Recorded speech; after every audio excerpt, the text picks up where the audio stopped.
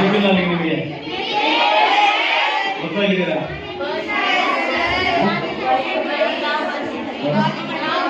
ಆಯ್ತಾ? 10th ಮಾತ್ರ ಬಂದಿದೆ ಹೇಳಿದಾರಲ್ಲ ಇಷ್ಟೊತ್ತು.